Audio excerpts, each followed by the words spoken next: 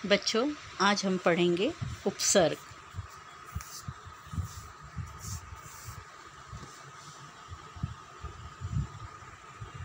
यहाँ तस्वीर कुछ दिख रही है आपको।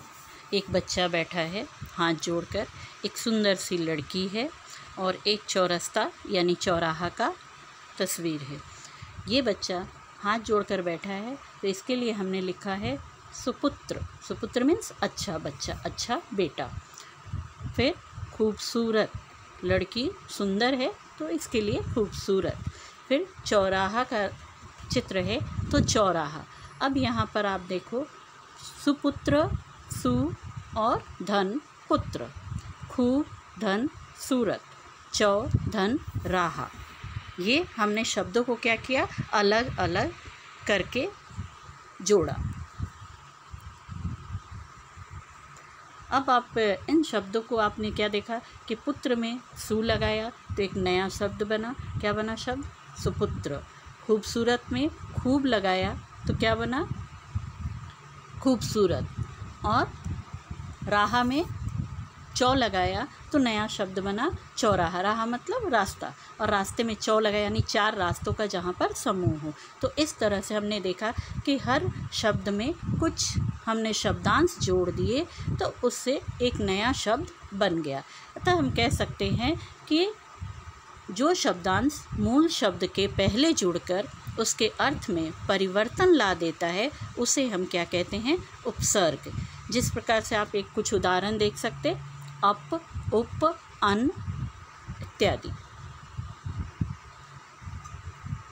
यहाँ पर हम कुछ उपसर्ग के प्रकार बताएंगे, यानी उपसर्ग कितने प्रकार के होते हैं।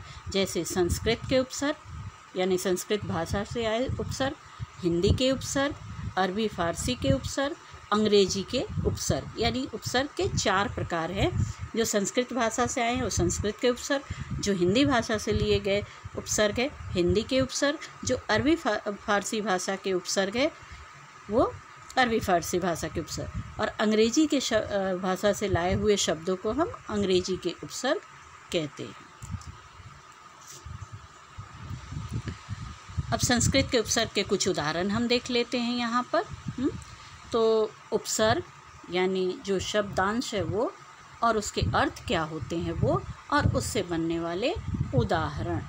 तो यहाँ पर देखो, प्र से उसका अर्थ क्या है? अधिक, आगे, और उससे हमने नया शब्द बनाया प्रदर्शन, प्रमुख। अनु का अर्थ होता है पीछे, तो उससे एक नया शब्द बना अनुमान और अनुज। अनुमान का अर्थ यानी कि किसी चीज़ का अनुमान लगाना क्या होगा, और अनुज अर्थात छोटा भाई।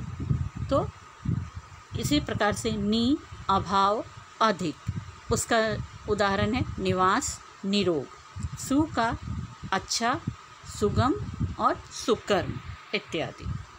अभी इसके बाद हम देखेंगे हिंदी के उपसर्ग। हिंदी के उपसर्ग के कुछ उदाहरण, जैसे हिंदी के उपसर्ग के भी उसी प्रकार से उपसर्ग के कुछ शब्दांश, अर्थ और उदाहरण। अब अन का अर्थ है अभाव, निषेध, उसका उदाहरण अनपढ़, अनमोल।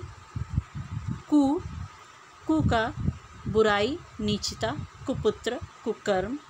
भर का अर्थ होता है पूरा, तो उसके लिए भरपेट। अध का अर्थ आधा, अधखिला, अधमरा। आपने ऐसे अनेक शब्द सुने होंगे। ये सारे हिंदी के कुछ उपसर्गों का उदाहरण हमने दिया है। बहुत सारे ऐसे हिंदी के उपसर्ग हैं। अब यहाँ पे अरबी फारसी भाषा के कुछ उपसर्ग के उदाहरण। उसी प्रकार से उपसर्ग, अर्थ, उदाहरण।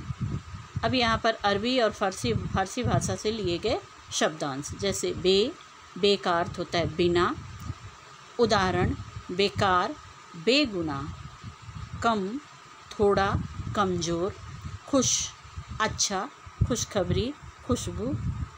सर, मुख्य, सरपंच और सरताज।